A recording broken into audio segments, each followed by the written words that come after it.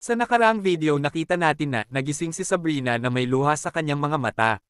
Nagpatuloy ang kwento kung saan sinabi ni Howard na mayroong problema sa larong ito.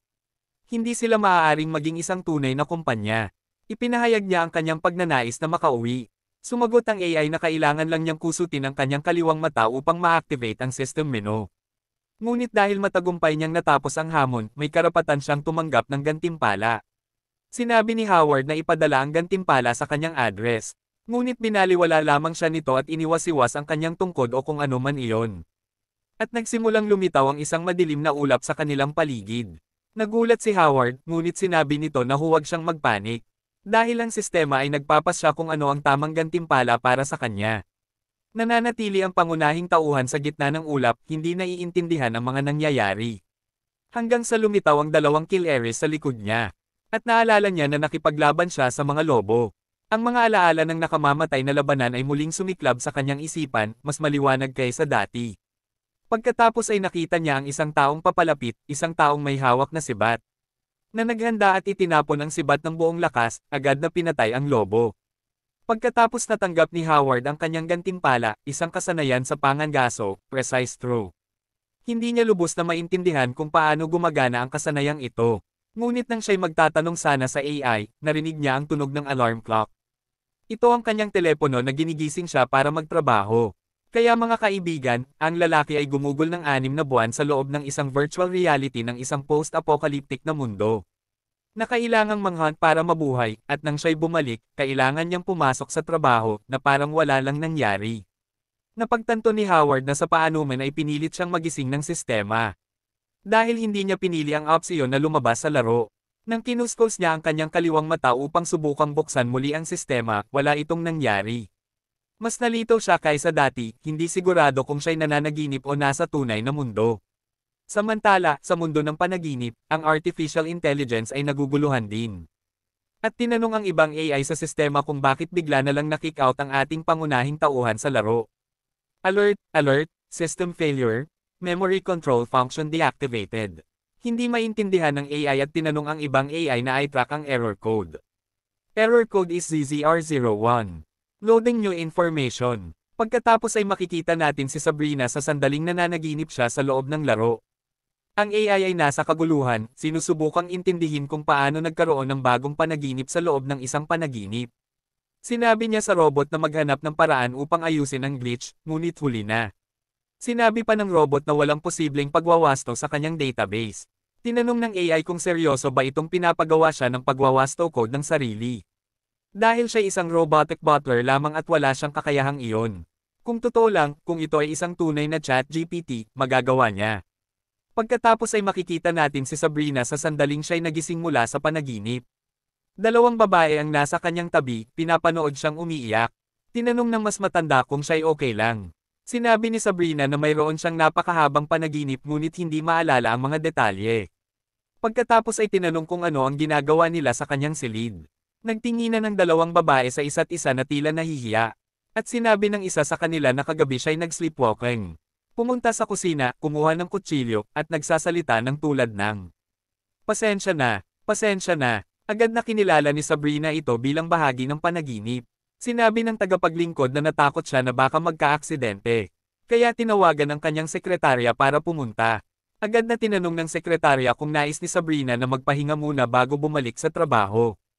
Umiiyak pa rin, sinabi ni Sabrina na hindi ito isang panaginip, ito'y higit pa sa isang panaginip, napakatotoo.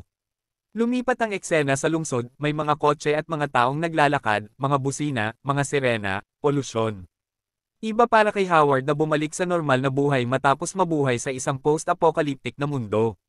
May bumangga sa kanya, isang batang nagmamadali, na nagsabing mag-ingat siya.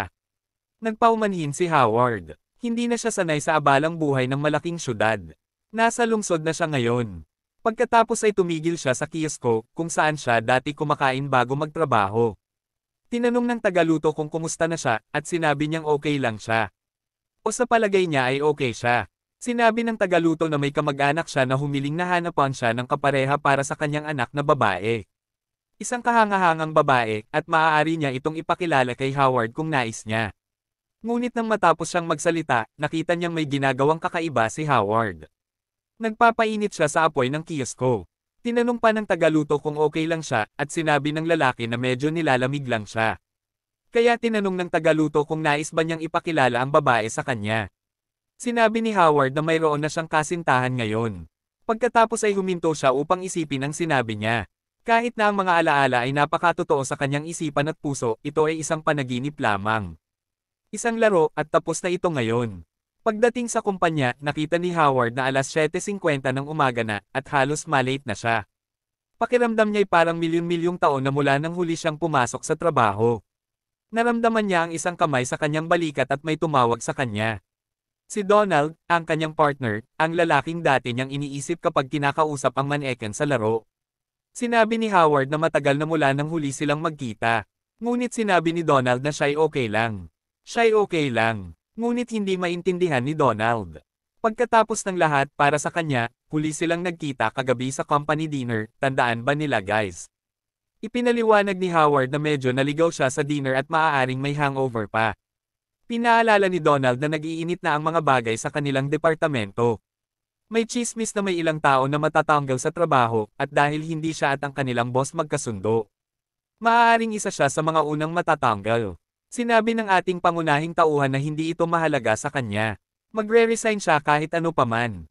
Pagkatapos ng lahat, ito ay isang malaking, kamangha-manghang mundo at marami siyang pagpipilian. Bakit siya magpapasakop at susunod sa mga patakaran? Ang ibang tao ang gumawa para sa kanya. Ngayon, pupunta siya sa beach upang magbenta ng kanyang sining at mabuhay mula sa kung ano ang ibinibigay ng kalikasan. Nagulat si Donald sa mga sinasabi ni Howard at naalala pa siya mula sa eskwela. Sinabi niya na parang nagbago siya. Tinanong ni Howard kung paano, at sinabi ni Donald na karaniwan ay nagrereklamo siya ngayon. At totoo nga, bago ang laro, si Howard ay isang frustrated na tao, laging naghahanap ng pagkilala ng iba. Ngunit ngayon, pagkatapos ng lahat ng kanyang pinagdaanan, mas anay na siyang magtrabaho para sa kanyang sariling buhay. Pagkatapos ay dumating siya sa kanyang mesa. At siya ay tuluyan ng muling nakababad sa tunay na mundo. Ano ang dapat niyang gawin? Ang ating pangunahing tauhan ay gumugol ng napakaraming oras sa malayo sa trabaho na hindi na niya. Matindaan kung saan siya natapos sa kanyang mga gawain. Sinimulan niyang isulat ang ilang mga kliyente upang makipag-ugnayan, ngunit walang katiyakan kung ano ang kanyang ginagawa. At tinanong ko kayo guys, kung magre-resign naman siya, bakit pa niya ito ginagawa? Well, sumuko siya sa kanyang ginagawa at pinunit ang papel. Pagkatapos, basta na lang niyang itinapon pabalik ang gusot na papel sa basurahan nang hindi man lang tumitingin. Sa sandaling iyon, napagtanto niya na talagang may kakaiba sa kanya. Pinunit ni Howard ang isa pang piraso ng papel at sa pagkakataong ito, kumuha siya ng distansya. Nag-target siya at sa sandaling iyon, parang nawala ang lahat sa paligid niya. Tanging siya at ang kanyang target ang natitira, at nararamdaman niya ang eksaktong distansya at lakas na kailangan niya para magtapon. Pagkatapos ay ibinato niya ito, at ayun na, isang maganda at tumpak na 3 puntos na tira. Hanga siya, parang ang kanyang katawan ang nag-adjust ng anggulo at lakas ng automatiko. Pagkatapos ay napagtanto niya na ito ang kanyang gantimpala sa pagwawagi ng hamon. Na-unlock niya ang eksaktong kasanayan sa pagtapon. Nagtataka si Howard kung paano ito posible. Akala niya na ang kakayahang ito ay gagana lamang sa laro. Kaya't nagpasya siyang subukan ang pagtama sa isang basurahan na mas malayo pa. At nang itinapon niya ang bola ng papel, tumama ito sa mukha ng kanyang boss. Sinusubukang magpakalma, sinabi ng boss kay Howard na pumunta sa kanyang opisina. At, kaibigan, alam na ng ating bida na siya ay mapapahamak. Nagsimula kaagad ang tsismis sa opisina. At ang mga kasamahan niya ay nagsimulang mag-speculate na siya ay matatanggal sa trabaho. Isa ang nagsabing hindi niya kailanman nagustuhan si Howard. Ang isa pa ay tumawa, sinasabing narinig niyang may utang si Howard. Mga buwiter talaga ang mga ito. Si Donald, na siya lamang tunay na kaibigan ni Howard doon, ay tensyonado para sa kanyang kaibigan. Nagtataka kung ano ang nangyayari sa kanya ngayon. Sa loob ng opisina ng boss, sinabihan ni boss si Howard na maupo. Habang ginagawa niya ito, nagbuhos ng tasa ng tsaa ang boss at pagkatapos ay sinabi kay Howard na hindi niya dapat. Minamaliit siya. Hindi naiintindihan ni Howard ang ibig niyang sabihin, ngunit wala nang masyadong oras para ipaliwanag ito ng boss. Sabi niya, at doon naguluhan pa lalo ang ating bida. Nagpatuloy ang boss, sinasabing ang kumpanya ay lilikha ng bagong departamento na. Pamumunuan ng isang Mr. Liu, at ang Mr. Leo na ito ay iginiit na isama siya sa koponan. Kaya't nauunawaan natin. Bakit sinusubukang magpakabait ang boss na ito sa ating bida kahit na sinabi ni Howard na wala siyang alam tungkol kay Mr. Leo? Sinabi ng boss na tulad ng kanya, syempre, napansin din ni Mr. Leo ang kanyang malaking potensyal. At alam niya mula sa simula na balang araw ay tataas siya sa kumpanya. Kaya binigyan niya siya ng mas maraming gawain kaysa sa iba upang matuto siya ng mga bagay. Oo, tama. Sinabi ni Howard na iniisip niya ang tungkol sa pag-alis, at sinabi ng boss na may dumating na magandang pagkakataon sa kanyang landas. Sinasabi ng mga tao na ang karaniwang sweldo para sa mga tao sa bagong departamento na ito ay magiging 20% na mas mataas. Ang eksena ay lumipat, at nakikita natin na sinabi na ni Howard sa kanyang kaibigan na si Donald ang tungkol sa promosyon na ito. Sinabi niya na, sa anumang kaso, hindi niya alam kung saan siya pupunta kung siya ay magre-resign. Siguro mas mabuti pa nga na manatili siya ng kaunti pang panahon. Pagkatapos ay may lumapit na nagtatanong kung bakit siya. Ang brown-noser na sa company dinner ay walang ginawa kundi titigan ang cleavage ni Sabrina. Inis siya dahil matagal na siyang sumisip-sip sa kanilang boss at wala pa siyang nakukuha. Tinanong niya kung ano ang ginawa ni Howard para makuha ito. Bago makasagot ang ating bida, lumitaw ang boss at sinabihan ang lalaki na tumahimik. Pagkatapos ay umubo ng kaunti, at nakita namin na kasama niya si Mr. Leo. Humingi siya ng paumanhin para sa kanilang nasaksihan, at sinabihan si Howard na samahan siya sa kanyang opisina. Kaagad sinabi ni Mr. Leo na hindi niya maaaring baliwalain ang negatibong mga damdamin mula sa kanilang departamento. Siya ba? Oo, siya nga. At tinanong niya ang brown-noser kung pinagdududahan niya ang kanyang kakayahan na pumili ng isang magaling na empleyado. Nabigla ang lalaki at sinabi, hindi, syempre hindi, Mr. Leo. Pagkatapos ay pinagalitan siya ng boss ng matindi, sinabi na dapat ay matagal na niya itong tinuruan ng leksyon. Na siya ay laging pabigla-bigla at walang pakundangan, at ang posisyon ng team leader ay hindi para sa kanya. Kaya't tinanong niya si Donald, ang kaibigan ng ating bida kung gusto niya maging bagong team leader. Kaagad sumagot si Donald ng oo, at sinabing gagawin niya ang isang magandang trabaho. Sa wakas, sinabi ng boss, hindi na kailangang magtrabaho ni Howard ngayon, dapat niyang i-pack ang kanyang mga gamit, at maghanda na para magtrabaho sa bagong departamento. Sumang-ayon lang si Howard ngunit napagtanto niya na ang boss ay nagpapakabait lamang dahil nandoon si Mr. Leo. Nabanggit ni Mr. Leo na magkakaroon ng pagtitipon para sa mga tao mula sa bagong departamento pagkatapos ng opisina. Pag-uusapan nila kung paano gagana ang mga bagay. At maaari niyang gamitin ang pagkakataon upang makilala ang kanyang mga bagong kasamahan sa party. Pagkatapos ay bumaling siya sa natitirang staff ng opisina, na halatang nagmamasid lang sa lahat. Para may mapagchismisan mamaya, at sinabihan silang lahat na ang mga chismis na pinag-uusapan nila na lahat mula sa kanilang departamento ay matatanggal ay hindi totoo, at hindi nila kailangang mag-alala, ligtas ang trabaho ng lahat. Sinabi niya na oras na upang bumalik sa trabaho, at pagkatapos ay nagpaalam sa lahat. Pinanood ni Howard siyang umalis na nagtataka kung bakit biglang naging mabait sa kanya ang taong ito. Pagkatapos ng lahat, hindi pa sila nagkita kailanman. Tungkol kay Mr. Leo, binigyan niya ng huling tingin ang ating bida at iniisip na mukhang isa lamang siyang karaniwang empleyado. At nagtatanong kung bakit si Sabrina ang nag-utos sa kanya na gawin ang paraan upang mailagay siya sa bagong departamento. Lumipas ang ilang panahon at nakita natin ang ating bida na kausap ang kanyang mga magulang sa telepono. Interesante. Tinanong ng kanyang ina kung uuwi siya para sa Spring Festival dahil 2 taon na mula nang huli siyang bumisita. Tinanong ni Howard kung kumusta na sila, kung kumusta ang kanyang ama, at sinabi ng ina na maayos ang lahat, pinapayuhan siyang mag-ingat sa sarili. Sinabi ni Howard na maayos siya. Sa trabaho, nabanggit ang kanyang promosyon, at sinabi na malapit na nilang mabayaran ang utang. Humingi ng paumanhin ang kanyang ina para sa paglalagay sa kanya sa maraming hirap nitong mga nakaraang taon, at sinabi na marami silang utang sa kanya. Sinabi ni Howard na okay lang iyon, at malapit na itong matapos. At biglang, isang katrabaho, nagpakilala bilang Sandy Dye, ay tinawag ang ating bida. Sabi niya siya ang team leader ng marketing department. At nakita niya ang larawan ni Howard sa payroll. Binati ni Howard siya, at tinanong niya kung pupunta siya sa pagtitipon para sa bagong departamento. At, sa pamamagitan ng paraan, pamilya, magaganap ang pagtitipon sa isang mansion. Oo, ang mansion kung saan tumira ang ating bida noong panahon ng apokalipsis kasama si Sabrina. Sabi niya gusto ni Mr. Leo na mag-organize ng mga party sa kanyang bahay, at dapat silang magpunta ng magkasama. Pumayag si Howard na pagtanto ang katotohanan na sa panaginip, tumira siya sa mansion ni Mr. Leo. Sinabi ni Sandy na dapat malaman ni Howard na obsessed si Mr. Leo sa kalinisan, at dapat mag-ingat siya kapag nandoon siya. Nagkaroon ng flashback si Howard ng pag-uwi matapos ang pangangaso, puno ng dugo at putik ang mga paa nagkakalat sa buong sahig. Pinayuhan siya ni Sandy na huwag gamitin ang banyo, at naalala ni Howard ang pagsaway ni Sabrina sa kanya dahil hindi niya isinasara ang takip ng toilet. Sa wakas, sinabi niya na huwag pumasok sa iba pang mga silid sa bahay, lalo na hindi sa kwarto nito. At naalala ni Howard si Sabrina. Alam mo na kung ano ang naalala niya. Tinanong ni Sandy kung ano ang nangyari dahil parang nahiya siya, at sinabi lang niya na okay lang siya. Pagkatapos narinig nila ang mga sigaw. Isang magnanakaw ang nagnakaw ng pitaka ng isang babae at tumakbo palayo. Nakita ito ni Howard at agad na kinuha ang bag ni Sandy. Hindi niya maintindihan kung ano ang nangyayari.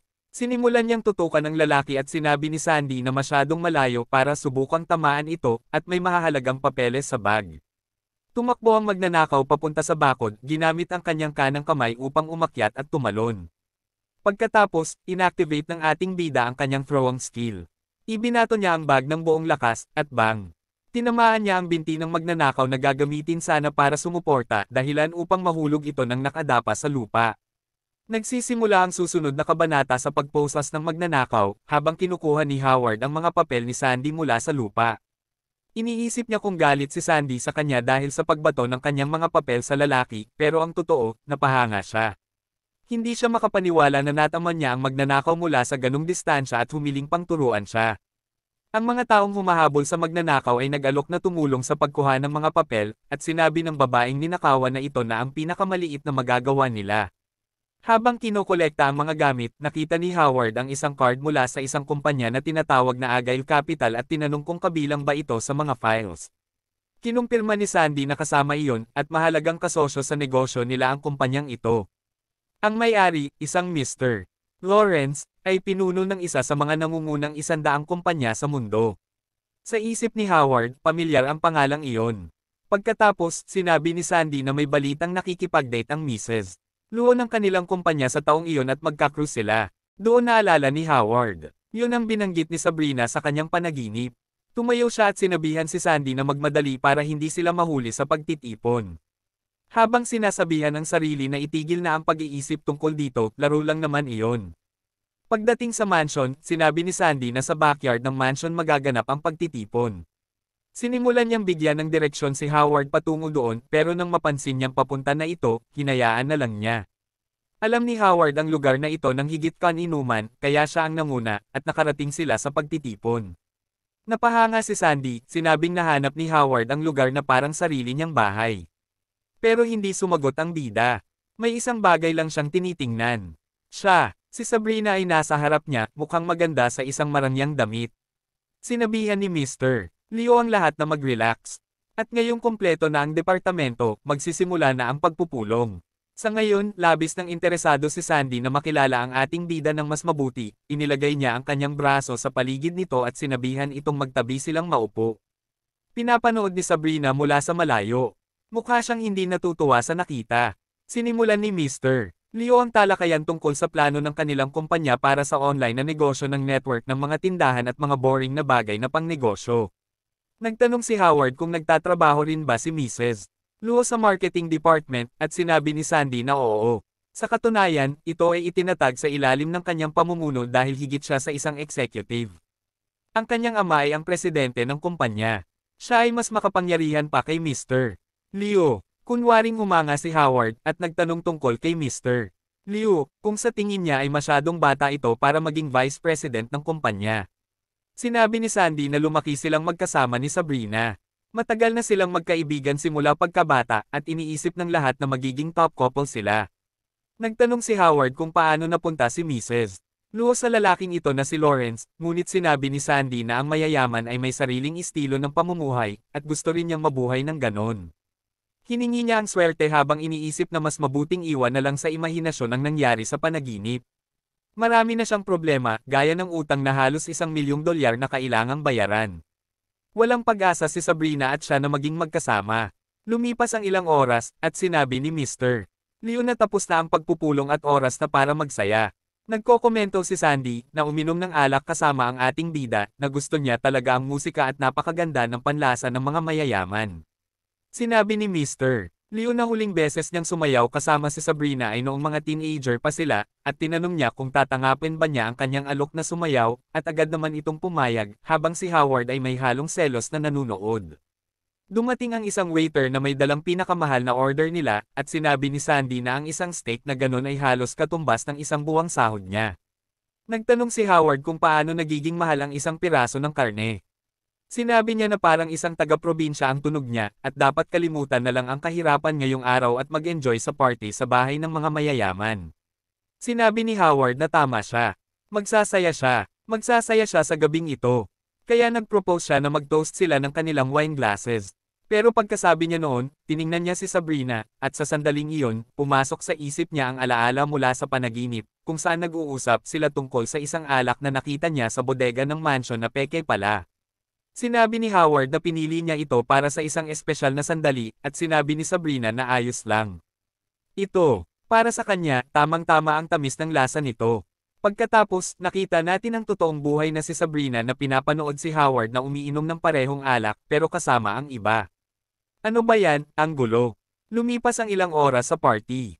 Nakikita ng ating bida ang mga tao na nagchichismis kung gaano kaperpekto ang Sabrina at si Mr. Leo. Mula pagkabata hanggang high school at kung ano-ano pa, palagi silang magkasama. Para silang itinadhana sa isa't isa. Sa isip ni Howard, mukhang mapagkakatiwalaan ang lalaki, at magiging masaya si Sabrina sa kanya, at baka iyon ang pinakamabuti para sa lahat. Nalublob siya sa mga isipin na ito, at hindi niya napansin na inilalagay niya ang kanyang kamay sa steam ng karne hanggang maramdaman niyang nasusunog na ang kanyang kamay. Sinabi ni Sandy na tanga siya dahil tikalapag lang ng waiter ng pagkain. Sinabi niyang tutulungan siya. Hinugasan niya ang kamay ni Howard ng tubig, tunay na nag-aalala sa paso. Nagpasalamat siya, medyo nahihiya, at sapat na iyon para ipagpalagay ng lahat sa party na magkasintahan sila, kasama na si Sabrina, na may malungkot na ekspresyon habang pinapanood ang lahat ng ito. Napansin iyon ni Mr. Liu, pero bago siya makapagsalita, tatlong lalaki ang dumating sa party. Ang isa sa gitna ay nagsabing narinig niyang tatanggapin ni Sabrina ang trabaho sa marketing department, kaya pumunta siya upang batiin siya. Hindi niya inaasahang makakakita ng party. Lalo na makita si Mr. Leo. Lalo na makita ang fiancé ni Mr. Lawrence na sumasayaw kasama ang ibang lalaki. Nanonood ang ating bida at nagtanong kung sino ang lalaki. Sinabi ni Sandy na ang pangalan niya ay Hans, at nagtatrabaho siya sa Agile Capital bilang general manager, at gustong-gusto siya ni Lawrence. Sa madaling salita, alalay siya ng boss. Sinabi ni Mr. Leo sa alalay na sayaw lang iyon, walang dahilan para mag-isip ng kung ano paman. Pagkatapos, eleganteng sinabi ni Sabrina na pinahahalagahan niya ang presensya ng lalaki, pero internal company meeting iyon. Hindi nakinig ang lalaki sa sinabi niya at patuloy na nakatitig sa kanyang cleavage. Sinabi pa ni Sabrina na malugod siyang tatanggapin sa kanyang opisina bukas para pag-usapan ang negosyo. Pero sa ngayon, baka oras na para umalis na. Sinabi ng alalay na huwag magmadali. Misunderstanding lang daw iyon. Sinabi niya na wala siyang masyadong magawa, kaya nagdesisyon siyang sumama sa party. Binanggit niya na magaling siyang mananayaw at tinanong si Sabrina kung gusto niyang sumayaw kasama siya. Agad namang humakbang si Mr. Leo upang ipagtanggol siya, sinasabing matagal na silang magkaibigan ni Sabrina, ngunit napaka-inappropriate ng imbitasyon na iyon. Mga eksperto ang mga ito sa paglalagay ng isang tao sa lugar ng may karangalan. Sinabi ng tauhan na sayaw lang naman iyon, at hindi niya ito pinagtutuunan ng malalim na pag-iisip. Natalo ako sa argumento doon. Hinawakan ni Sabrina ang balikat ni Mr. Leo at sinabi, ang tauhan, si Hans, ay isang business partner nila, kaya dapat silang maging mabait. Nakangiti ang lalaki at ayaw man ngunit iniabot ni Sabrina ang kamay niya para makipagkamay. Lahat sa party ay huminto upang panoorin ang eksena, ngunit walang pakialam ang tauhan. Sinabi pa niyang simula ngayon, siya na ang magiging responsable sa pagsundo at paghatid kay Sabrina kay Lawrence kahit kailan niya gusto itong makita. Simple lang na nagpasalamat si Sabrina. Sinabi ng lalaki na siya ang dapat magpasalamat habang hinihila siya palapit. Naramdaman ni Sabrina ang kasamaan ng lalaki at sinabihan siyang huwag na itong gawin muli. Sinabi ng lalaki na hindi na niya gagawin ulit, ngunit sa loob-loob niya ay tinatawag niyang malandi si Sabrina at sinasabihang tigilan ang pagpapanggap. Okay mga kaibigan, may tao na tayong dapat kamuhian. Sinabi ni Sandy na siguradong galit na galit si Mr. Liu, ngunit wala siyang magagawa. Sa katunayan, malaki ang inaasahan ng kanilang kumpanya sa business partnership na ito kay Lawrence. Tahimik na nanunood lang ang bida, ang tauhan ay sumasayaw kasama si Sabrina, ang kamay nito ay pababa ng pababa, hanggang sa hinawakan ni Sabrina ang kanyang braso at sinabihang hindi siya magaling sumayaw at tapos na sila sa araw na ito. Sinabi ng lalaki na medyo kinakalawang na siya. Sinabi ni Sandy na duwag si Mr. Liu dahil wala siyang ginagawa at sinabihan si Howard na tigilan ang panunood lamang, ngunit hindi siya pinansin nito. Ang bida ay galit na galit at nanginginig ang kamay niyang may hawak na baso ng alak. Sa kanyang isipan, tinawag ng tauhan si Sabrina na malandi, tinanong ang sarili kung paano siya naglakas loob na ipahiya siya sa harap ng lahat, at nagpasya siyang turuan ito ng leksyon. Kaya tinapakan niya ang damit ni Sabrina at itinulak siya paatras. Nagsimulang mapunit ang damit niya, at mauuwi siyang hubad sa harap ng lahat. Ngunit si Howard, na tahimik na nanunood ng lahat, ay nagdesisyon ng kumilos at inactivate ang kanyang espesyal na abilidad. At diyan nagtatapos ang ating video ngayong araw. Sa huling video ay natapos tayo sa sandaling itulak si Sabrina at malapit nang mapunit ang kanyang damit, kaya't inaaktiba ni Howard ang kanyang kasanayan. Kaya mga kaibigan, isang mainit na piraso ng karne ang lumipad sa hangin at tumama sa mata ng tusong tauhan, at sumigaw siya sa sakit. Dahil dito, binitawan niya ang damit ni Sabrina na nahulog sa lupa, ngunit at least hindi siya hubad. Sa puntong ito, tumigil ang musika at lahat ay tumayo. Ang tusong tauhan, na ngayoy galit na galit, ay nagsabing walang dapat gumalaw at inutusan ang kanyang tauhan na hanapin ang taong nagpasimuno ng karne sa kanyang mukha. Walang bakas ng pag-aalala si Howard kahit na lumapit ang tauhan ng lalaki sa kanilang mesa. Ngunit ito'y salamat din kay Sandy na agad na napagtanto na nasa panganib ang bida at binigyan siya ng kalahati ng kanyang karne. Mabilis mag-isip, di ba? Inisip niya na itapon ni Howard ang piraso ng karne sa mukha ng lalaki na kahit si Ginoong Leo ay walang tapang na gawin ang anumang bagay. Talaga, may lakas ng loob siya.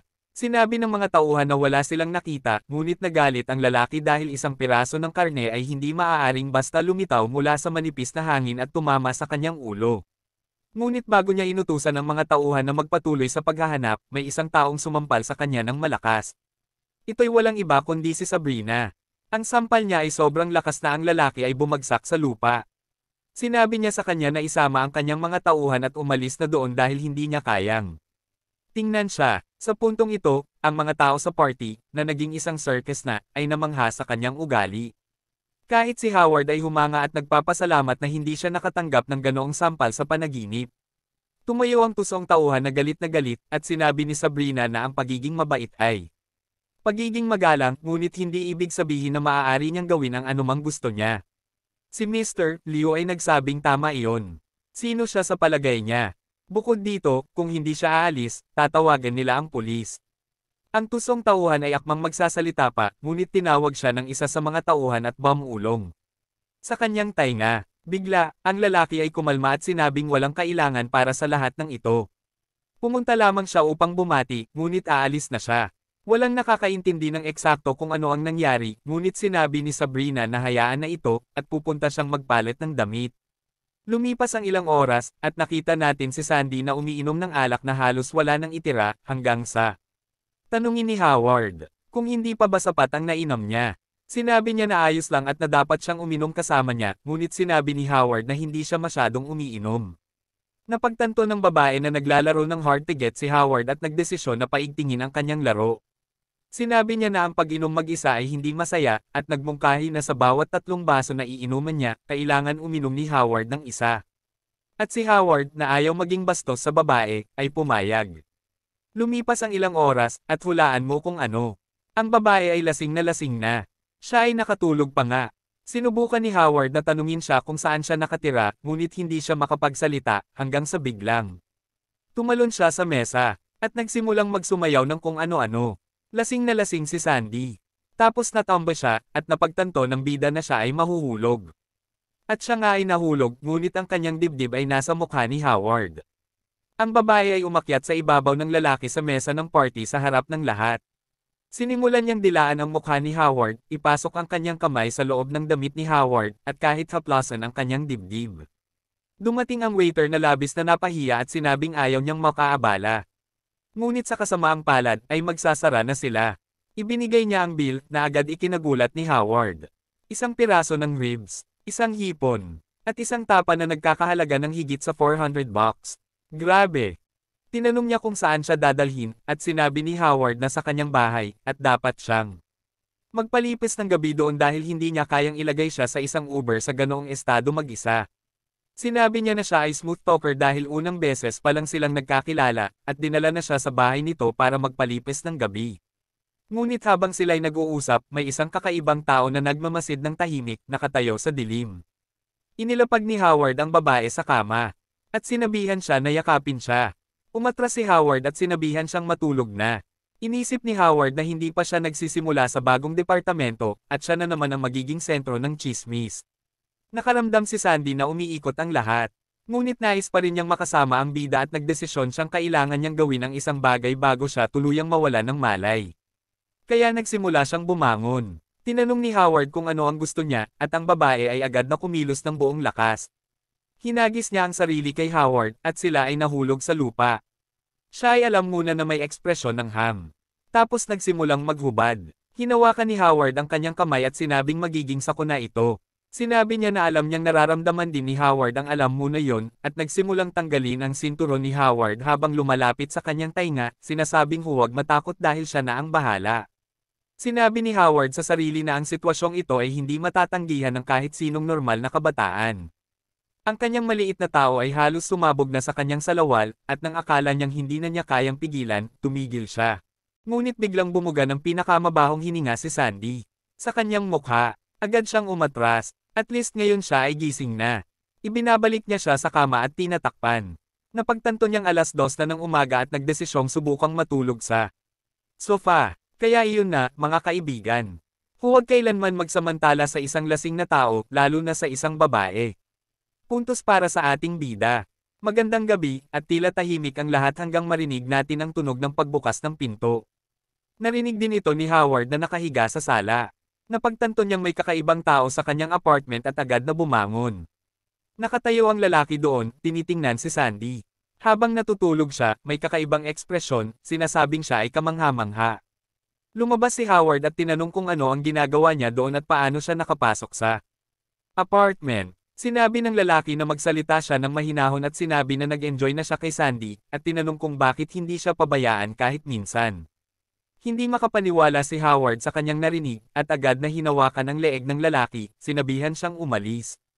Ngunit nagawang umikot ng lalaki at ihagis siya ng malakas sa lupa, tapos sinabi na matigas ang ulo niya. Habang tinatanggal kay Sandy ang kanyang panty, sinabi niya na kung papayagan siya ni Howard na gawin ang gusto niya sa babae, magkakaroon siya ng utang na loob. Sinabi niya na mababayaran niya siya kapag yumaman na siya at na hindi siya nakahawak ng babae sa loob ng 20 taon. Pagkatapos, hawak ang panty sa kamay niya, tinanong niya kung naiintindihan siya ni Howard dahil pareho silang lalaki, at pagkatapos ay ibinato ang panty sa mukha ni Howard. Sa totoo lang, pati ako gusto ko siyang suntukin sa mukha. Si Howard, na sa puntong iyon ay nagngingit-ngit na sa galit, tinawag ang lalaki na may sakit sa utak, at pagkatapos ay kinuha ang isang upuan at hinabol ang lalaki ng buong lakas. Pero nagawa pa ring magtanggol ng gago, at ang upuan ay nagkabasag-basag sa maraming piraso. Patuloy na tinatangkang makipagkasundo ng lalaki kay Howard, sinasabi na ang lahat ay papatayin para sa isang pabor mula sa kanya. Ang bida, napagtanto na hindi niya matatalo ang lalaki sa isang laban, nagdesisyon na tawagan na agad ang pulisya. Pero biglang naduwag ang lalaki at sinabing hindi na kailangan iyon. Tinanong ni Howard kung nagbibiro siya. Ang lalaki ay pumasok lang sa bahay niya at sinubukan pang mangabuso sa kaibigan niya. Ano bang iniisip niya na makukuha niya? Dapat siya'y magdusa sa impyerno. Pagkatapos hinabol ng lalaki si Howard upang pigilan siya sa pagtawag sa pulisya, sinasabing nagkamali siya ng pagkakaintindi. Sinabi niya na akala niya ay isang escort ang babae, na dumating upang magtrabaho para sa kanya, at hindi normal na natutulog ang mga tao sa unang date. Tinanong ni Howard kung ano ang pinagsasabi niya, at nagsimulang magpaliwanag ang lalaki na wala siyang ideya kung ano ang ginagawa ng mga tao sa mga unang date ngayon dahil matagal na siyang nawala. Tinanong ni Howard kung anong klaseng dahilan iyon, at bakit nag-aabang siya sa pintuan, nagmamasid sa kanyang apartment. Sinabi ng lalaki na ang apartment na ito ay kanya 20 taon na ang nakalipas, at bumalik siya upang kunin ang mga bagay na itinago niya roon.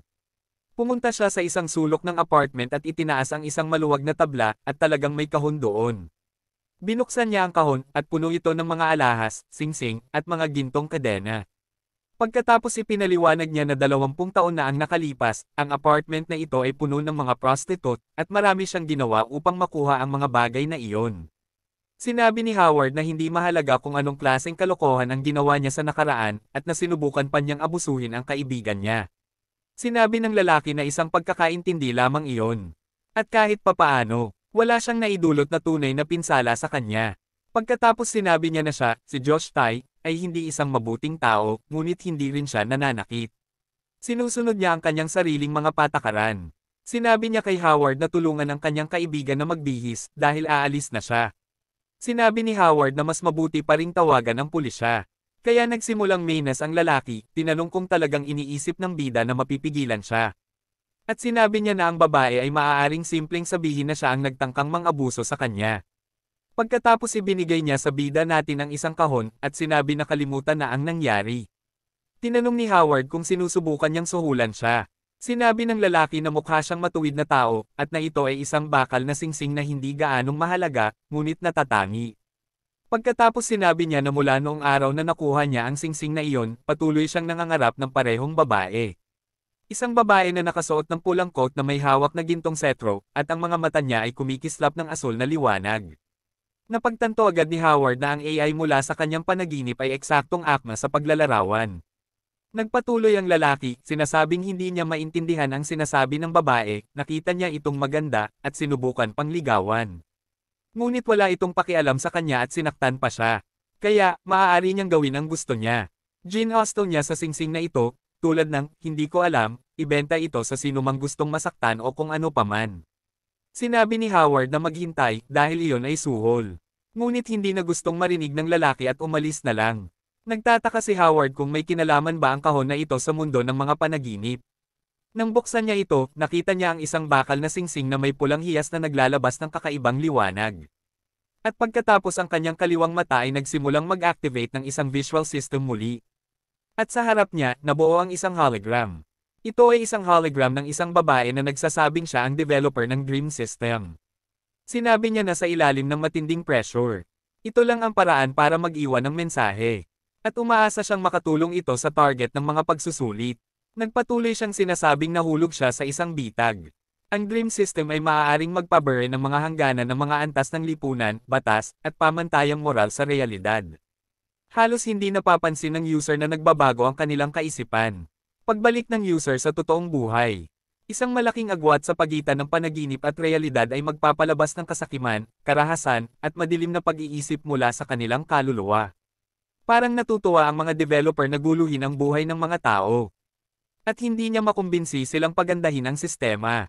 Nagpatuloy ang babae. Sinabi niyang umaasa siyang manatiling alerto sa kanyang mga pagbabago, upang hindi siya magpasakop sa mga tukso ng buhay.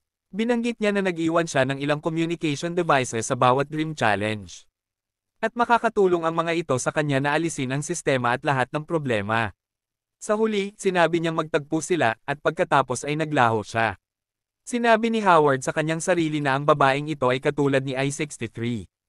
At hanggat pakiramdam niya ay normal siya, hindi siya gagawa ng mga krimen. Talagang nagagawang kontrolin ni Howard ang kanyang mga tukso. Nagtataka si Howard kung paano nakita ng kakaibang lalaki si I-63.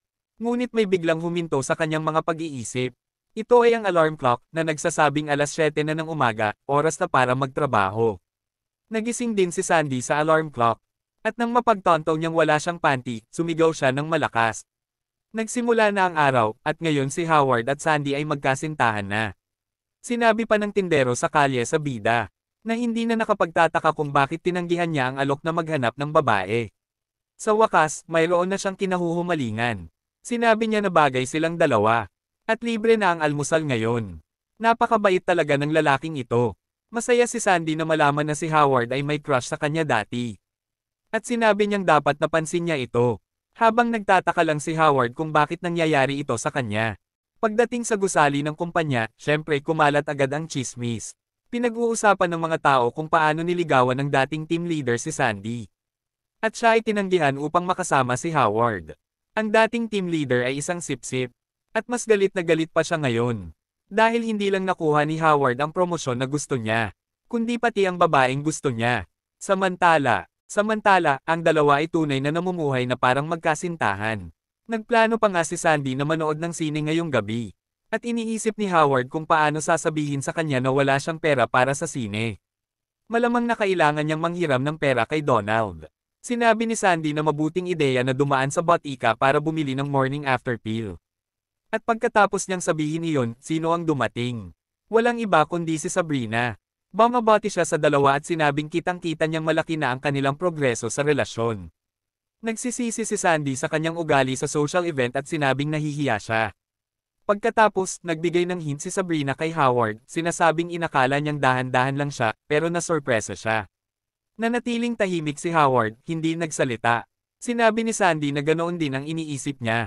Na mukhang isang reserved gentleman si Howard hanggang kagabi nang ibinaba niya ang kanyang bantay. At sumidge lang ito. Sobrang nahihiya si Howard at sinabing hindi na kailangang magdetalye si Sandy. Ngunit tapos na iyon. Si Sabrina, sa loob, nakaramdam ng halo-halong emosyon na hindi niya maipaliwanag. Ngunit sa labas, sinabi niya lang na masaya siya para sa kanila. At sana mapanatili nila ang pagiging propesyonal sa opisina. Pagkatapos ay lumabas na siya ng elevator, nag-iiwan ng awkward na atmosphere. Sinabi ni Sandy na walang karapatan si Sabrina na sabihin iyon sa kanya. Lalo na't siya mismo ay involved sa dalawang lalaki. Ngunit sinabi ni Howard na tama siya. Habang nandito sila, mas mabuting mag-focus sa trabaho. Nagagalit si Sandy at sinabing siya na ang waifu niya ngayon. At kailangan niya itong suportahan ng walang kondisyon maliban na lang kung fling lang ang relasyon nila. At hindi niya iniisip na magkaroon ng pamilya kasama siya. Natatamaan ang kahinaan ng ating bida dito, mga kaibigan.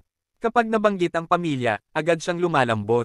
Kaya sinabi niya na tama si Sandy, at dapat niyang unahin ang kanilang relasyon sa lahat ng bagay. Niyakap siya ni Sandy at sinabi, "Tama, Poppy, hindi ako nagbibiro." Talagang sinabi niya iyon. Pagkatapos ay sinabihan siya na magtrabaho na, at hihintayin siya sa baba sa pagtatapos ng araw. Kinuha niya ang kamay nito at inilagay sa kanyang puwet habang sinasabi iyon. Samantala, nakita natin si Mr. Leo na sinasabihan si Sabrina na masyado siyang nagpapakabisi.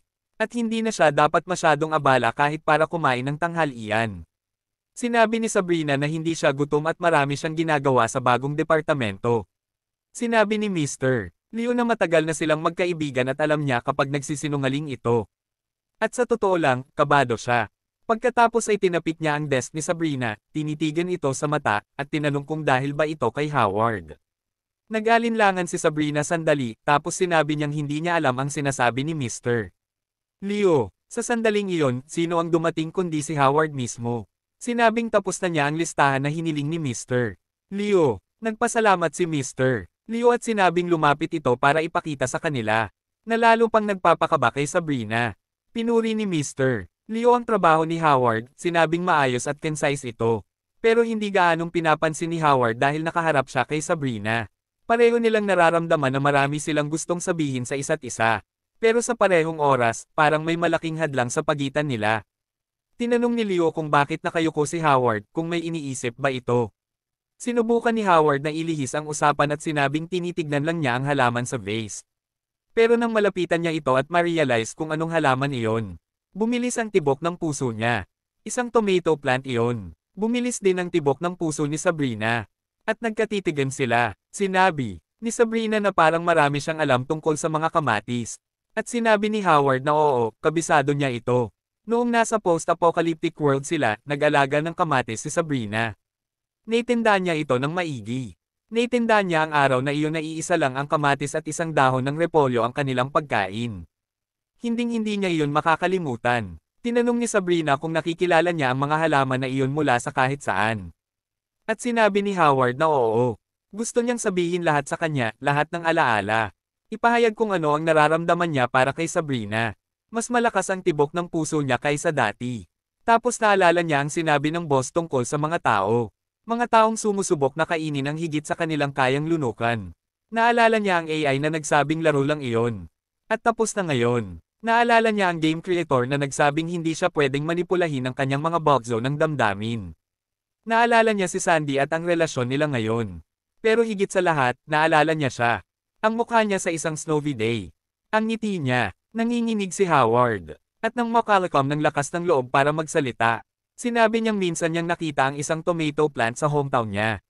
Nagkomento si Leo na pagkatapos ng lahat ng tensyon na ito, inaasahan niyang may shocking secret sa likod ng tomato plant na ito. Nagpakampante si Howard. Sinabing walang sikreto ang mga kamatis. Nagkunwari siyang naniniwala. At tapos tinanong si Sabrina kung bakit may tomato plant siya sa opisina. Naging tense si Sabrina ng sandali. Tapos sumagot na nagkamali siyang nagtanim ng tamang buto. At papalitan niya ang halaman sa pot bukas. Oh man, tinanong ni Leo kung iyon lang ba. Iyon ang masakit. At sinabi ni Sabrina na oo. At nadismaya si Howard. Ilang sandali pa, nagpunta siya sa banyo para maghilamos. Sinasabihan ng sarili na muntikan na siya sa isang bagay. Ang tunay na Sabrina ay hindi katulad ng Sabrina sa panaginip. Pero hindi pa rin niya maintindihan kung bakit hindi niya matanggal sa isip si Sabrina. Tapos nakita natin si Sabrina sa kanyang opisina. Nagpapasalamat sa kanyang swerte na napanatili niya ang kanyang composure. Kung hindi, magiging sobrang nakakahiya ang sitwasyon na iyon. Sinabi ni Howard sa sarili na tama ang game developer. Muntikan na siyang mahulog sa bitag ng laro. At ngayon lang niya ito napagtanto. Sa laro, nasanay siyang gumamit ng mga armas at pumatay. Kung ipinagpatuloy niya ang landas na iyon, ano kayang klaseng tao siya magiging? Isa lang siyang simpleng empleyado. At siya ay anak ng may-ari ng kumpanya. Walang mangyayari sa pagitan nila. Iniisip ni Sabrina kung gaano katotoo ang pakiramdam ng panaginip na iyon. Kung paano silang dalawa ni Howard ay magkasama sa loob ng 180 araw. Dumaan sa maraming mahihirap na bagay. Pero ngayon ay panahon na para kalimutan iyon. Pareho sila, sa parehong oras, nagdesisyon na tapusin na iyon. Tapos na ang panaginip, at mula ngayon, hindi na sila magkakaugnay. Natapos na ang araw ng trabaho. At ang ating bida ay humingi ng tulong sa kanyang kaibigang si Donald sa pamamagitan ng messaging. Dahil lalabas siya kasama ang kanyang waifu. Si Donald, na talagang mabait, nagpadala ng pera, sa pamamagitan ng isang mobile payment system. At sinabing kung kailangan pa niya ng karagdagan, pwede itong isingil sa kanyang credit card. Sinabi ni Howard na okay na. At babayaran niya ito pag natanggap na ang sweldo. Tapos pumunta siya para makipagkita kay Sandy. Pero nang makita niya ito, nakikipag-usap ito sa isang mapanlinlang na lalaki. Sinabi ng lalaki na nag-aalala siya na baka maloko si Sandy. At sinabi ni Sandy na hindi niya kailangan ang payo nito. Nag-intervene si Howard at tinanong kung sinaktan ba siya nito. Sabi niya hindi, at ang sycophantic na lalaki ay binanggit na, hindi tulad ng ibang tao, siya ay tapat at walang masamang intensyon at sinabihan lang niya si Sandy na lumayo sa mga ipokrito.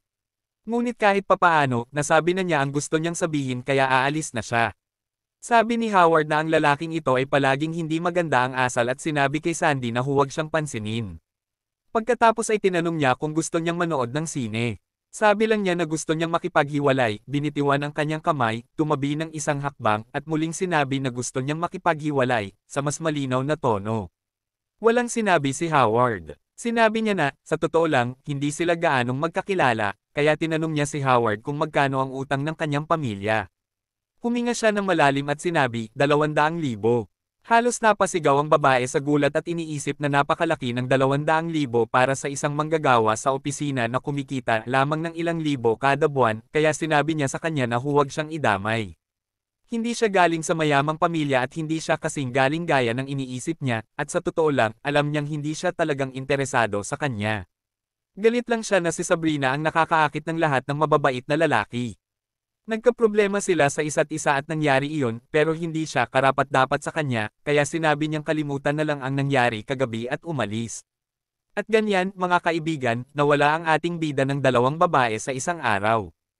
Pagdating niya sa bahay, iniisip niya sa kanyang sarili na hindi ito ang unang beses na iniwan siya ng isang babae. Noong nasa kolehiyo pa siya, iniwan din siya ng kanyang unang pag-ibig sa parehong dahilan. Ang utang na ito ay nagpapahirap sa buhay ng kanyang buong pamilya, at natatakot siyang harapin ito. Matagal na itong iniisip ni Howard. Nagsisimula siyang magnegosyo, pero wala pa siyang nakitang proyektong nagpasigla sa kanya. Hindi na niya kayang tiisin, kailangan na niyang may gawin. Pagdating niya sa bahay, napansin niyang bukas ang kalan at nagtaka kung may nakalimutan siyang niluluto.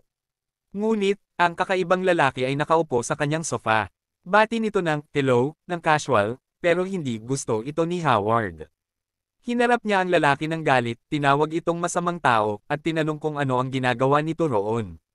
Sumigaw siya sa lalaki, sinasabing sinubukan nitong saktan ang kanyang kasamahan at ngayon ginagamit nito ang kanyang luturan. Ano bang akala nito sa lugar na ito? Sinabi ng lalaki na wala siyang ibang mapupuntahan at binugbog siya ngayon habang naghahanap ng trabaho. Nagtanong ito kung maaari ba siyang manatili doon ng ilang araw. Hinagis siya ni Howard palabas, sinasabing ito na ang huling babala niya at kung gagawin nito ulit, tatawagan na niya ang pulis. Naisip ni Howard na ito na ang pinakamasamang araw. Naaamoy niya ang pagkain na niluluto ng lalaki at tiningnan kung ano ang niluluto nito. Nang buksan niya ang takip, nagtaka siya kung anong klaseng pagkain iyon, parang lason kaysa pagkain. Lumipas ang ilang oras, binuksan ni Howard ang pinto.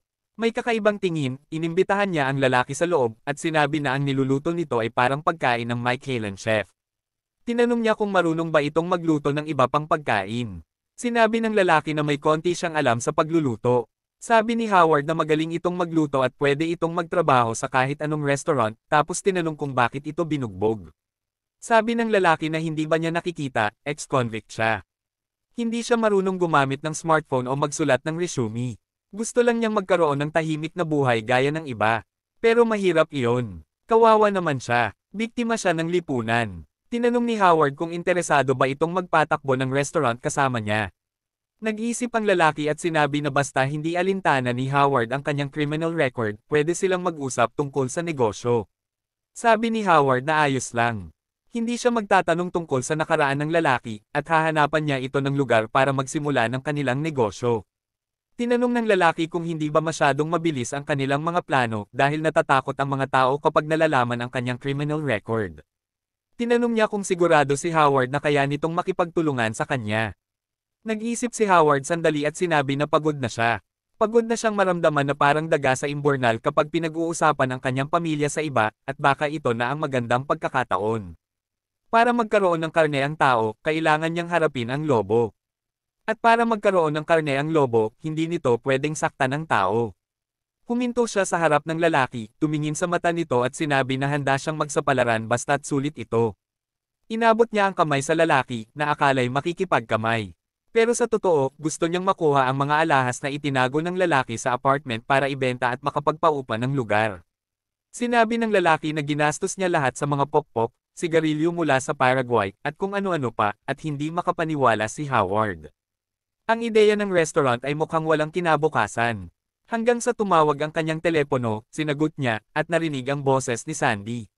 Sinabi nitong nagsisisi siya sa mga sinabi niya at ayaw niyang isipin ni Howard na isa siyang gold digger na kasama lang ang isang tao para sa pera.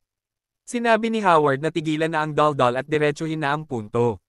Sinabi ni Sandy na gusto niyang tumulong, nakahanap siya ng paraan para kumita ng mabilis, at tinanong kung interesado siya. Hindi na nagdalawang isip si Howard, sumagot siyang oo. At dito nagtatapos ang kabanata ngayon, mga kaibigan. Magkomento kung ano ang tingin niyo sa kwento at kung gusto niyo pang magpatuloy ako sa pagdadala ng mga video tungkol sa manga na ito.